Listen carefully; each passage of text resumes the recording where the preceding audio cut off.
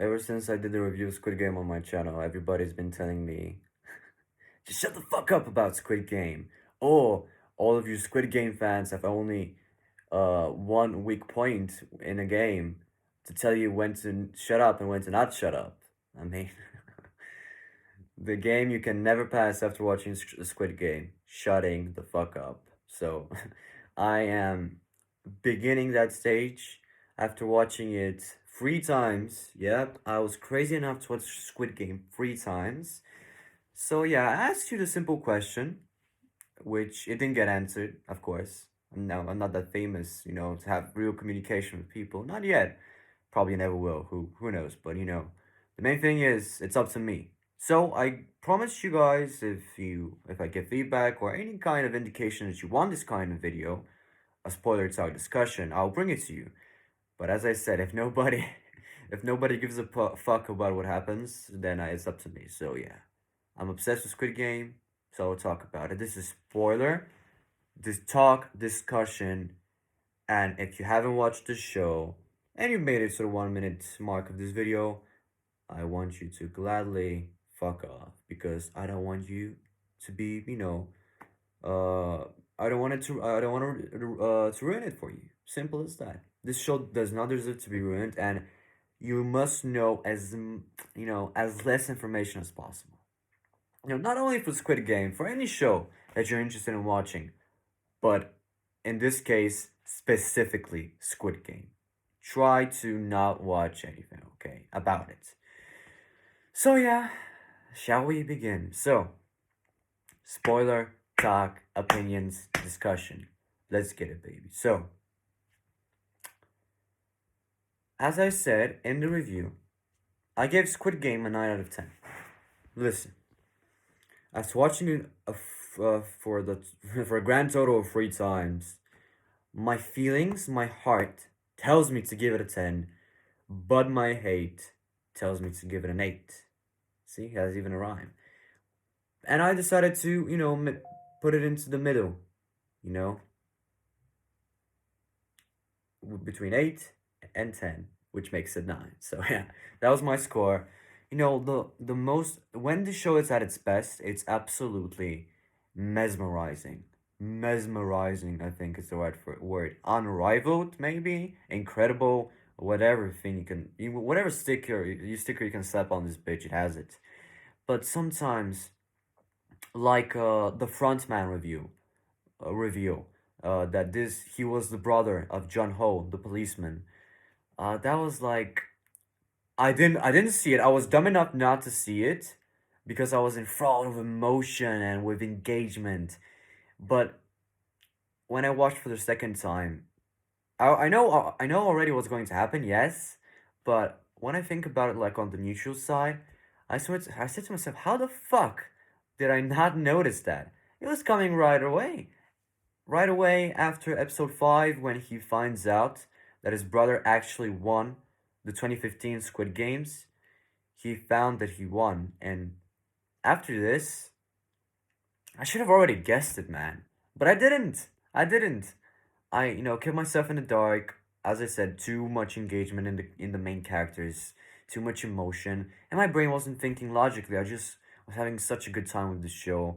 And by the way, this is an incredible show, as I told you, but I think I want to be honest. I think if I wasn't invested in these characters that much, I would have noticed that a mile away easily.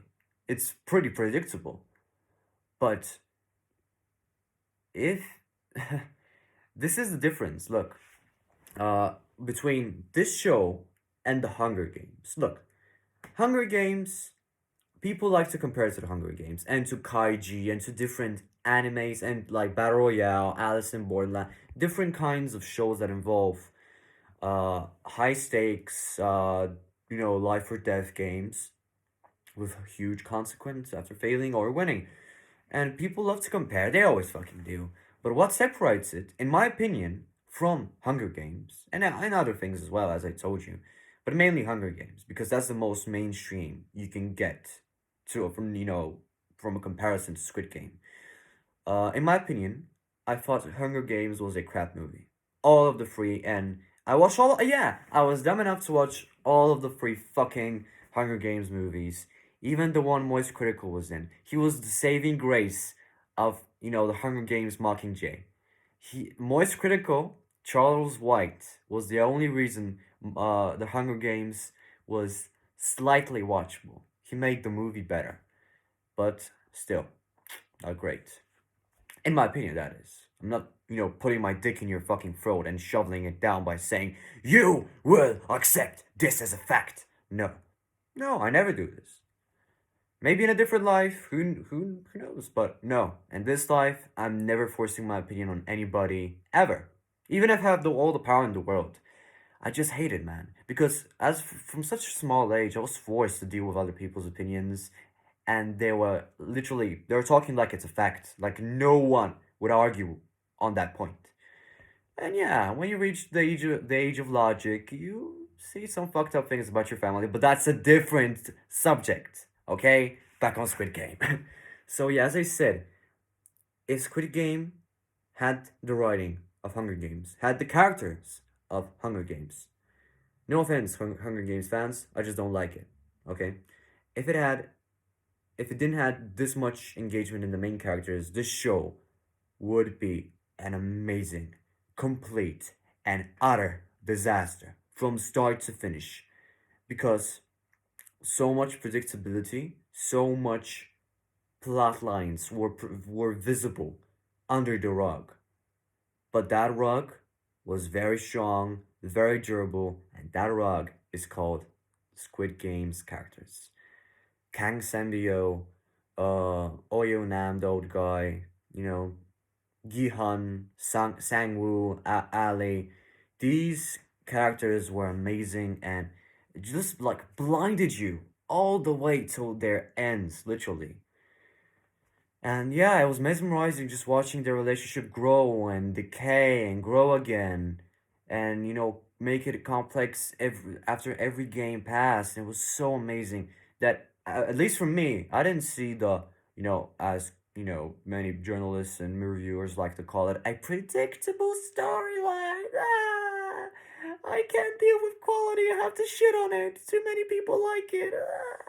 All of them acting like little babies, acting like they didn't enjoy the show. Of course you did enjoy the show. You just want to be different, okay? You're hiding the truth, to be honest. The show is great, and I don't think anybody will argue that it has quality, whether you like it or not. But the quality is visible. The question is, do you like it or not? That's a complete different subject from the show's quality. As I was saying, from the Hunger Games, I'm not saying it's not quality. For me, it's not quality. I'm not saying it's not quality for you or it's anybody else who likes the Hunger Games. It's just the way I think. And people get me very wrong sometimes, and I get pissed off. But anyway, so after saying all the things, let me talk about episode 6.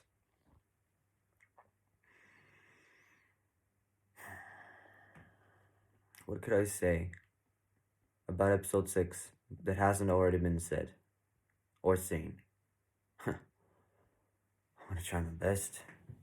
This episode 6 is one of the greatest episodes of a TV show ever ever to appear in our medium, in the history of entertainment.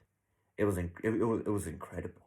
It was sickeningly good.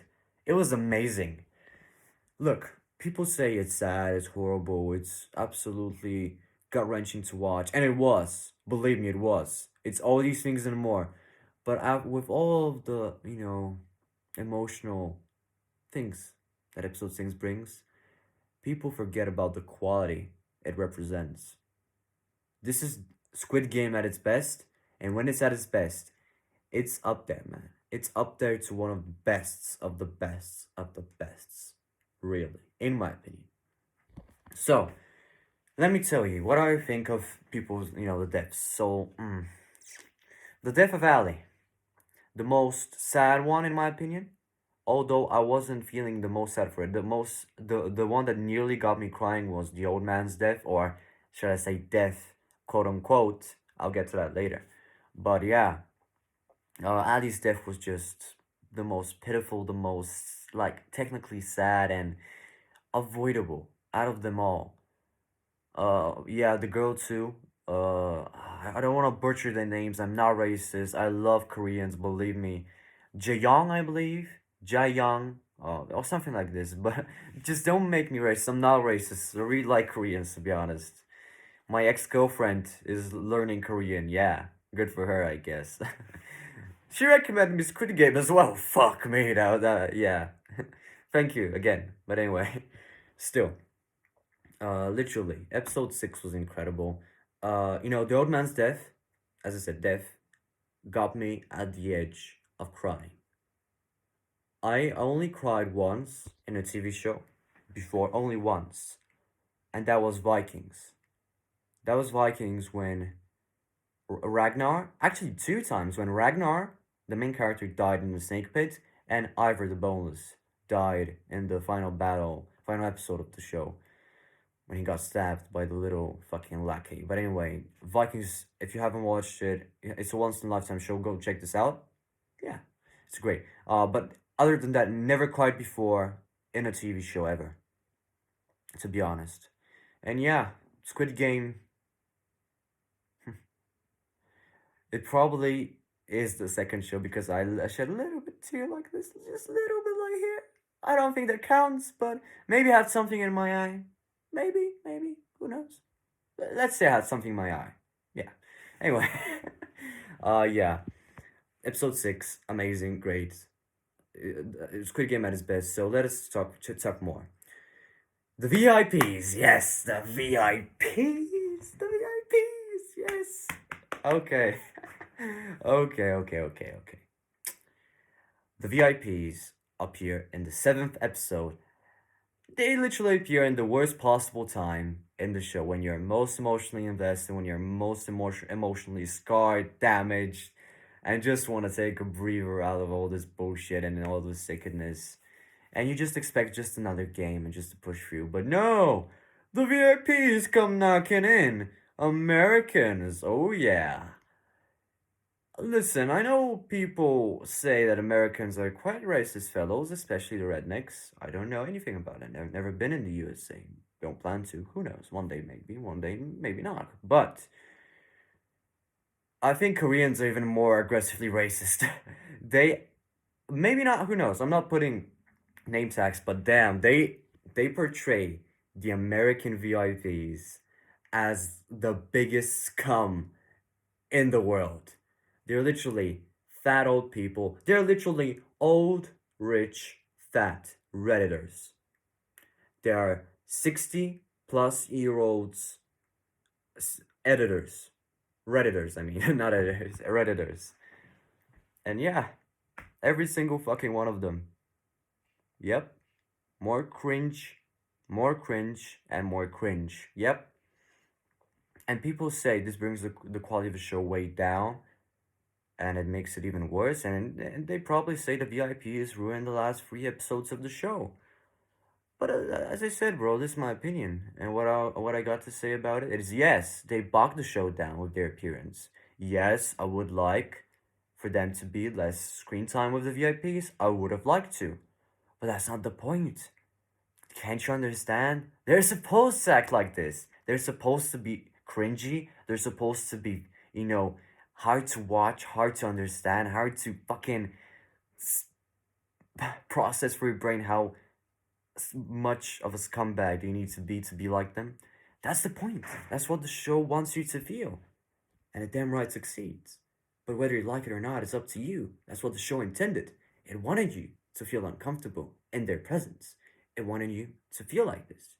That's what I say, in my opinion. But still, after this, let's talk about Kang Sabio's death, killed by Sang-woo. He, slit her throat. Well, Jihan was calling for help, some doctor to save her because she was wounded from the last game, which included exploding glass, and one of the debris, impaled her stomach, and she died very badly. But she may have survived if Sang-woo didn't, knife her in the fucking throat. Who knows?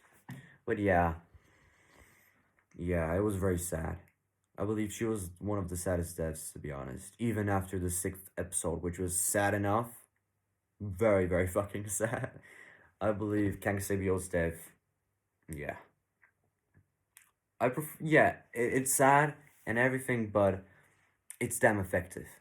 It makes you feel the quality, makes it aware of his presence. At least that's what I think. But still, yeah.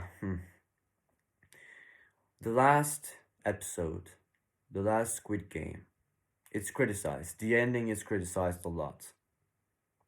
People say it bogs everything down, it ruins everything that the show has built in the previous episodes. And let me just tell you what I think after the recap. So Sang-woo and Ji-hun fight off in the Squid Game, the last game. Ji-hun is coming for blood after he killed Ali, killed Sanrio, killed the glass manufacturer who helped him through game 5. Just ratted his way, through the final game.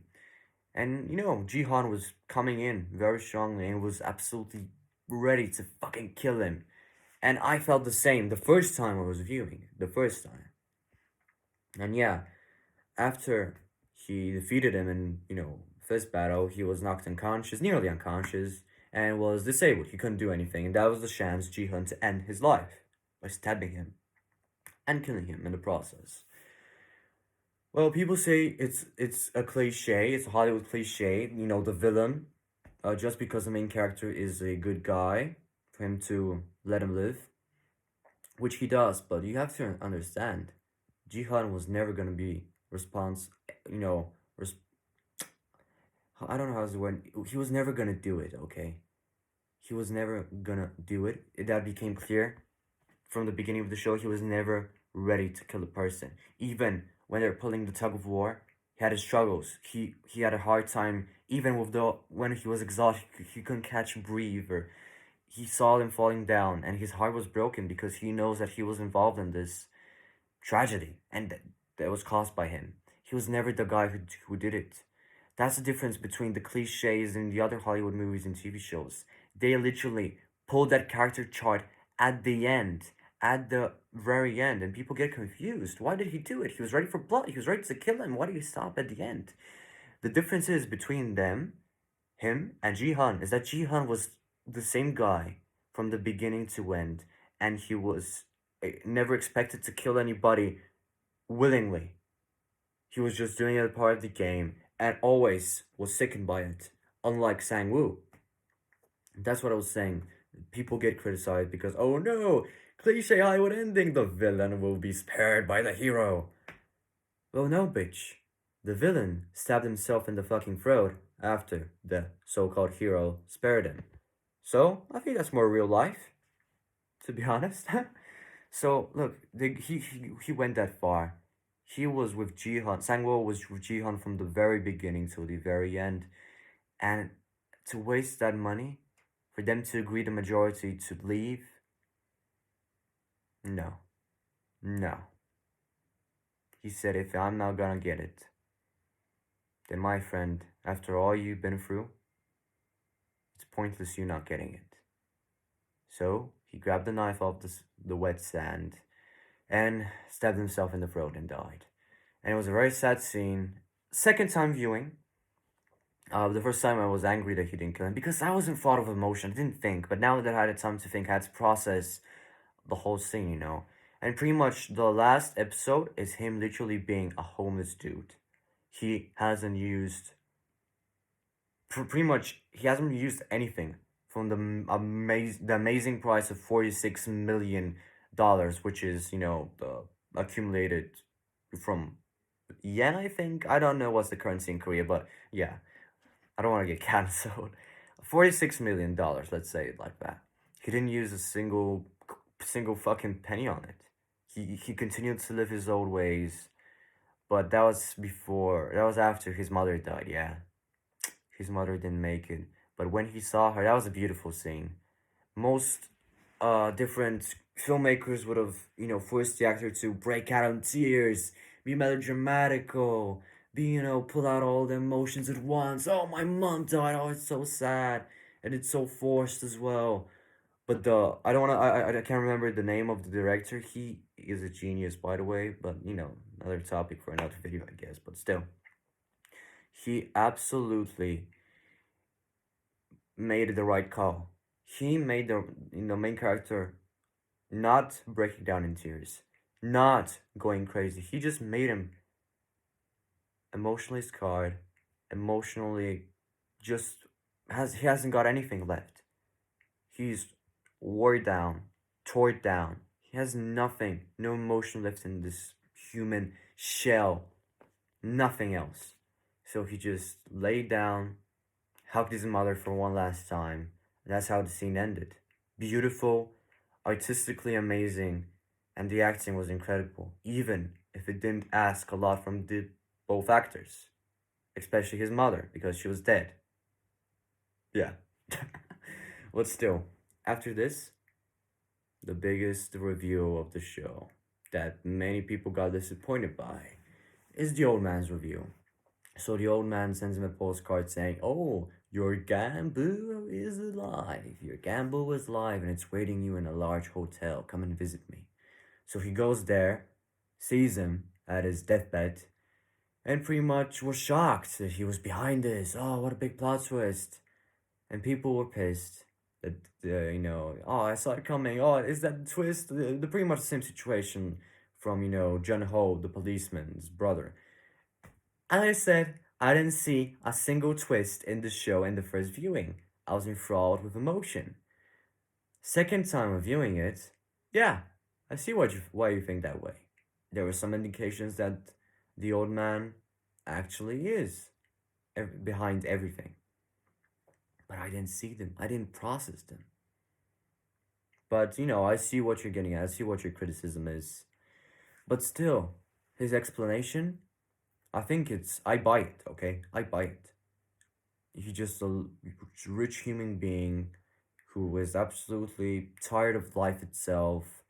He made the games for fun to relive his, better past that he used to live in and will never come back to him again.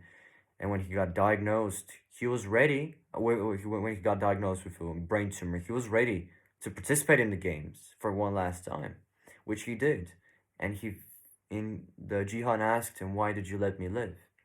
Why did you give me the one marble that got me through the round?" He said, "Oh, thanks to you, I got to feel alive again. Even in my last moments, even when I think of you, you just make me feel like I'm playing in the streets with my old friends again. Make me feel alive, even when I'm very close to my death. That's why I let you live. That's why you're my Gambu. And believe me, I bought that like a naive alley. I bought that, and I loved the scene. So they bet on one last game. There was a drunk old guy who was, sitting down the streets, snow everywhere. He was just going to die of cold.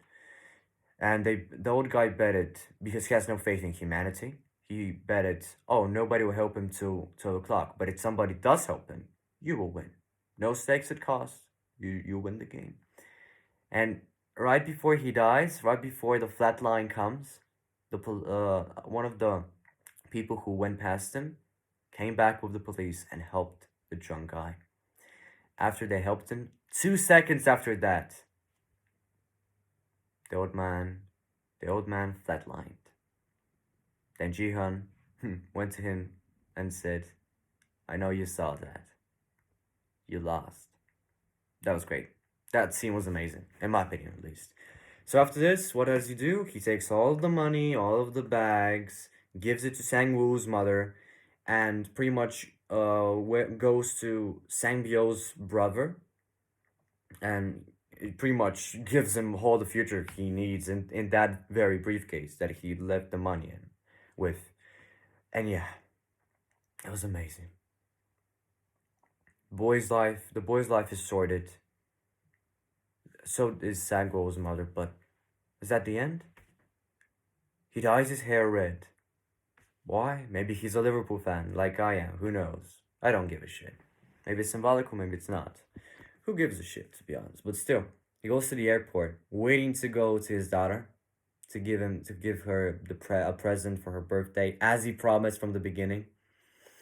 And then he sees the slapping guy, the guy who he meets in the first episode, that's him again. The new games have started. They're picking new people. So he takes a postcard from the man he was slapping, goes to the airport, and right before he gets into the plane, he calls the number again. He asks them, "Who are you people? Why are you doing this devilish to these poor human souls? I will not forget you. I will never forgive you for what you did. And I'm coming for you, literally." And they said, "Player 456, get in the fucking plane and don't complicate things." And Jihan said, "No." He hung up, and went, and got back. He didn't go into the plane, he went back. And while he was going back, he was going faster and faster and faster and faster, and then the camera stopped and the episode ended and the show ended. First season 1, done. And you know what's the dumbest question of all? People actually thinking there will not be a season 2, which is dumb. It's for me at least, it's fucking moronic to not think there will be season 2. After all of the success, I don't think the show will. I think they will stretch it up to even 3 seasons. They have the material, in my opinion. So Jun-ho, when he got shot by his own brother, when he got killed, he got shot here, boys, here or somewhere here. It wasn't fatal. The bullet wound wasn't fatal. And where did he go down? He went down the fucking ocean to the coastline. On water, not on cement, not on asphalt, not on something that'll an impact instantly kill you. No, it was water.